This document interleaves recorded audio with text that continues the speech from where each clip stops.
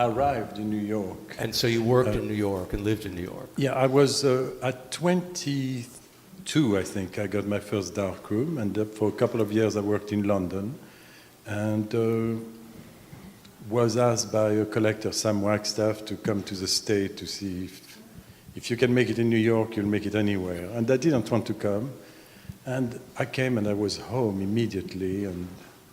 But I've always known people in the arts. I was studying art history in Paris, and I was a very bad student. But I would pose for a Greek painter at the time and mix his colors, and somehow always ended up with artists around. And they do have a good life. And I said, cool, let's do it.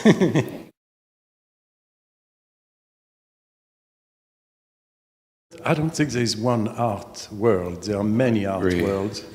And of course, the New York art world is, a business. In the country, it's a little bit more difficult to do that kind of business. So you just do your work, and I find it more inspiring here and in California where I live, because I can get into my pace. Well, at the beginning, when I was self-taught, and when I started developing my pictures, I realized right away that there were some elements in the photograph which were not necessary, were incidental. Anytime you take a picture, there'll be a flower there which you don't mean to have in the picture, or a car in the street. And I thought instead of cropping the picture, I picked up a brush, paintbrush, and I would brush the things I want to see appearing. And what I didn't want was, which I thought was irrelevant, would never show up because it was never developed under the printer. But doing this, I was able to work much slower on a print. When you put a print in a solution, everything comes at once. This way, I can work on every piece of every area of the picture in my own time, and have different part of the picture at different exposures, and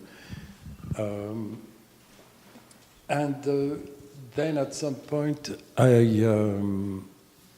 was missing the brush mark, which I went to study painting. I was a photographer in New York and selling and working and hanging at the Museum of Modern Art when they opened, and at the same time I was a student at the New York Studio School, treated like, you don't know nothing, what teachers are like. But it helped me look at, it taught me how to look at painting in a different ways, and I like this painting or I like that painting, but to see how painters in the past have put paint on the canvas, which is what interests me more than art history, actually. I like the history of how paint is applied on a canvas at different times in history, more than the concept behind, because I find that when that society, which is aware of this concern, is gone, you have to have a code to read those pictures. But you always can appreciate a good brush, an interesting brush mark. You look at a Van Gogh, doesn't matter when it was painted, it's just beautiful. Every color put next to each other is just brilliant. So I became interested in brush mark and gesture, and I slowly get to this. It started with drawing somehow because of the gesture, but now I feel on those pictures behind me, it moved more towards painting finally. And I think from the beginning of photography, people always wanted to make a painting on the same echelon, same level as painting. And all those years since photography has been,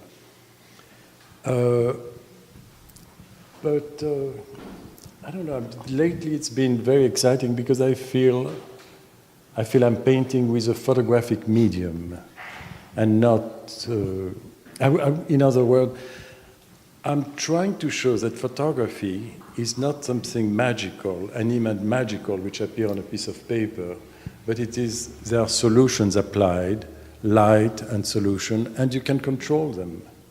And you can play with them, and in my case lately I'm going towards abstraction with it.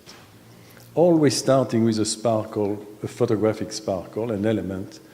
So that element and the composition at the moment I take the picture, then it goes into, then it becomes a painting. But I have to have those two elements first, a recognizable element which is a spark, and then a general composition where I'll be able to paint and still feel that there is a cohesiveness to the whole picture.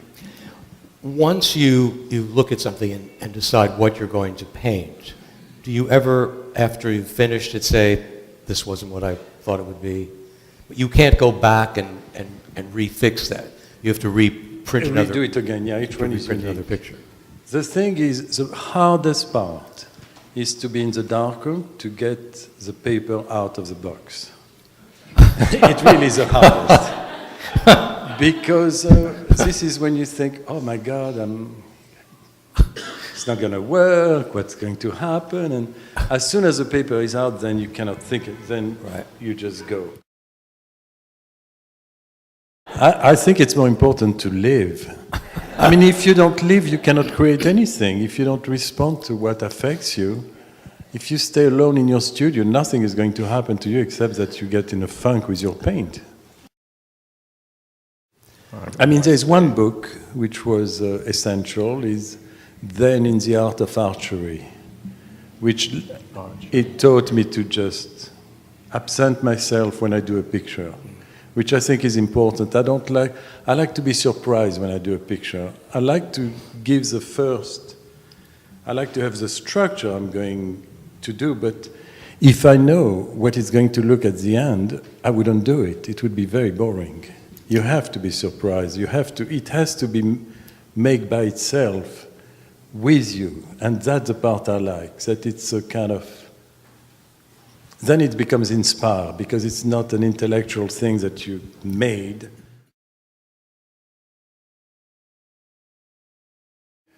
Having worked now for 40 years, I don't know, I find in the new picture some elements which were already in the old picture and I was not considering at all. Somebody at the time would have mentioned this, I would have said, oh, thank you.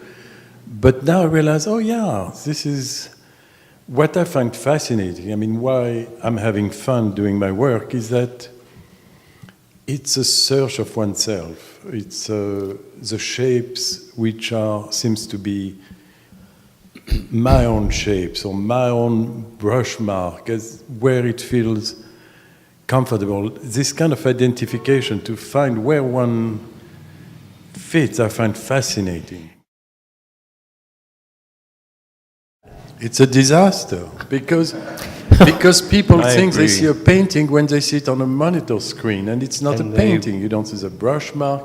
I mean, we say it all the time, but it doesn't seem to get in people's head. When a painting, you really have to see the painting, and that's it. The subject comes from what I want to paint. Somehow, if I want to play with white, like on those pictures behind, I wanted the white, which is usually behind, to appear to be painted in front. So it's always about at this point, I'm playing with the double depths, the photographic depths of the photographic element, and also a depth created by the colors, which seems to be placed in different distance from the picture plane. The colors are made, by the way, by a light. It's not mixed media, it's not a color which is added to, but it's pure developer, fixer, and light. So in a way, we are both have a limited palette. Yours by technical. Except that for black and white photography, this is a very Baroque palette. I mean, that's. Well, I think of myself as a Baroque photographer at this point. For me, it's a reflection. It's really looking for oneself through shapes and traces and marks. at this point. I mean, when you do, as I'm thinking more in terms of process, when you do, say, the series of cacti in this, do you do one image and work on it and then say, okay, well, I want to take this and then I want to do that? Or do you have a concept before you go into the darkroom that I want to do 5 different things and work with the white or work with the different it's more the developing first thing. I mean, it's I have a composition, and on the negative, because your composition appears in reversed, so it's even more abstract, or you read less the figurative because it's a negative. And I just play with different elements of the picture to recreate some sense of balance and harmony and equilibrium.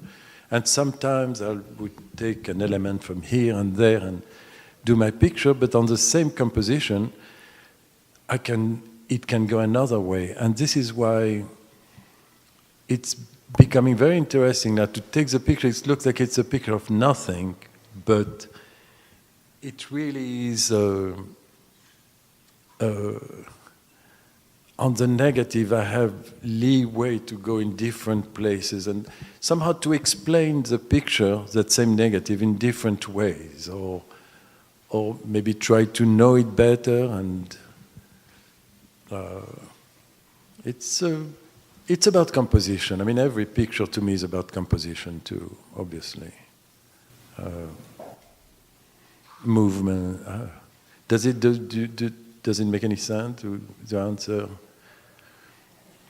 But I do like also some picture I choose I know that it will be a pretext to do some painting experiment with colors and with white and with shadows, or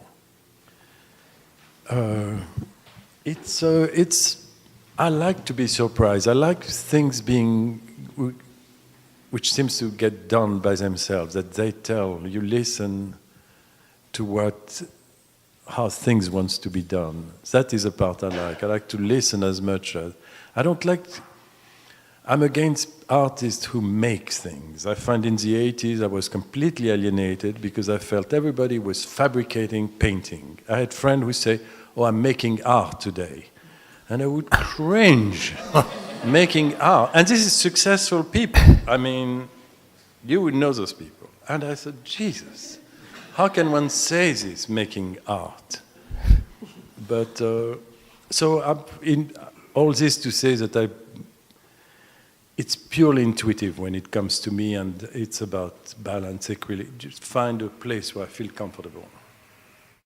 I have a question for Gerald. In your technical process, your creation of your image, do you limit yourself to using only photographic technique, or do you introduce mixed media or painting elements in the... No, I don't. The color are totally organic to the process. It's the oxidation. It's all about oxidation of silver on the paper. And the advantage is that it never clashes. It's never jarring because it's made from the same metal which is oxidated. I would have loved to get blue, but so I don't have blue. But I wouldn't add blue if I wanted blue. I'd just like to keep. I'm a printer. I'm a black and white photographic printer.